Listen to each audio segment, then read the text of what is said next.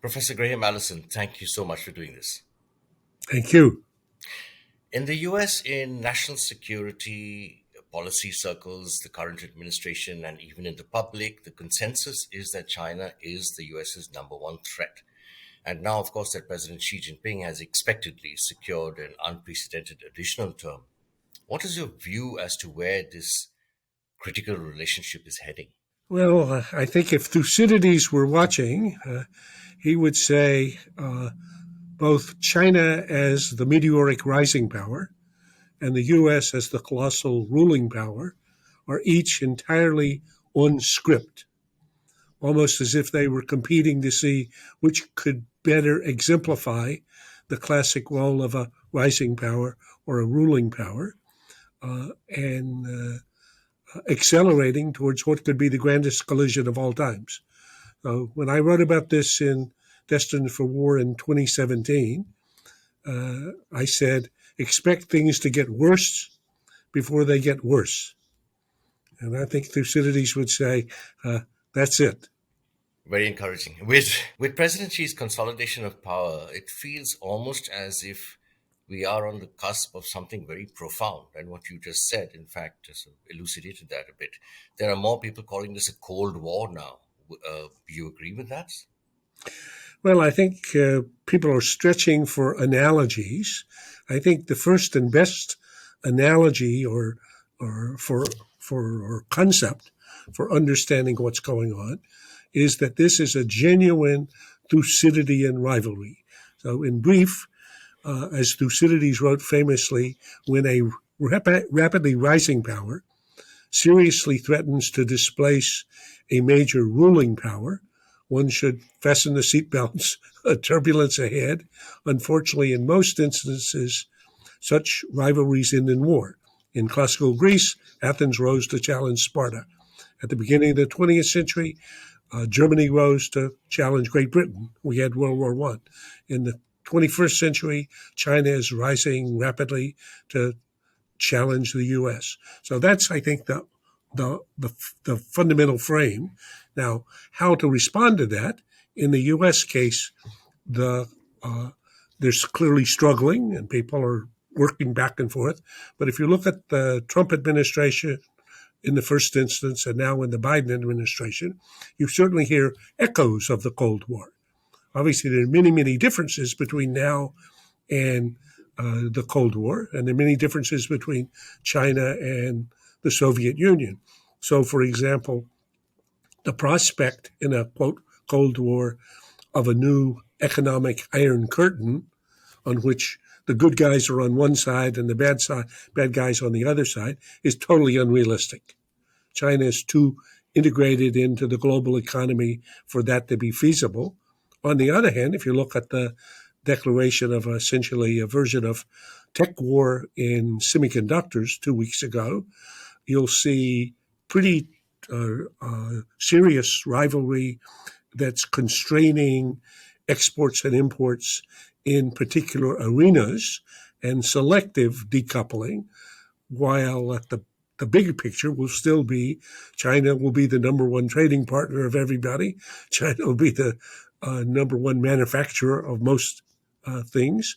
China will be an essential supplier of most of the critical items in global supply chains. So we're in for a very rocky period ahead.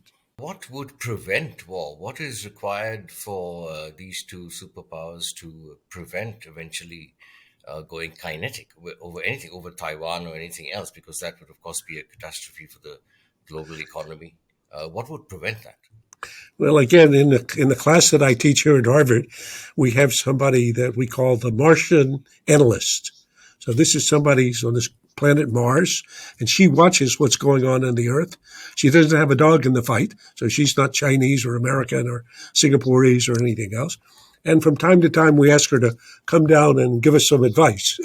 So I think if she were to come down and give some advice, she would say, what can prevent a war would be sanity. Okay, but it would require more than business as usual.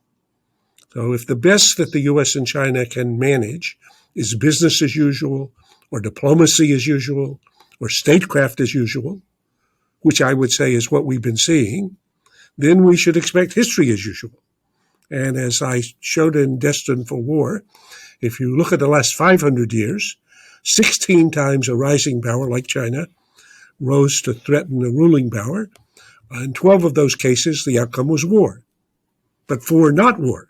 So we need to work hard to be part of the second column, and that would require, I think, more strategic imagination than we've seen yet from either Washington or Beijing.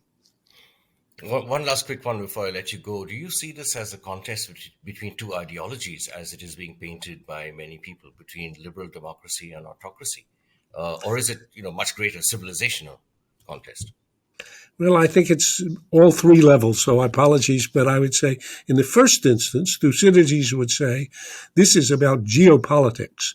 This is a genuine geopolitical rivalry and would occur independent of the ideologies, okay? At the second level, as President Biden has frequently said, and President Xi as well, that Biden believes that this is also has a high degree of systematic or system or even ideological rivalry, in that sense you have a democracy trying to show that it can better perform on the one hand and a party-led autocracy on the other. So that's another component of it and another layer. So I think it's multi-layered, but again, put up on the canvas of history, this is quite recognizable, the patterns that we're observing in the rivalry, whether it was Great Britain and Germany, or whether it was in the beginning of the 16th century, Spain and Portugal. And I think the lessons that we can learn, particularly from the 4 cases in which there were not war, that have, of course, to be adapted and adjusted to the current circumstances, would in principle provide a way in which 2 powers that were seriously competitive, even ruthlessly competitive, would also understand that they are condemned to coexist because the alternative is to co-destruct. If there were a war between the U.S. and China, even if something started in Taiwan or here or there, ultimately that war could not just, as you had said earlier, trample the grass in the neighborhood. It could destroy both societies. So a nuclear war cannot be won. So it must therefore never be fought. So we have to find a way to prevent this ending in a war. But we should understand the default, if we just let things go their course, business as usual, we should expect history as usual. Professor Graham Allison, always fascinating to hear from you. Thank you, and please stay well out there. Thank you so much.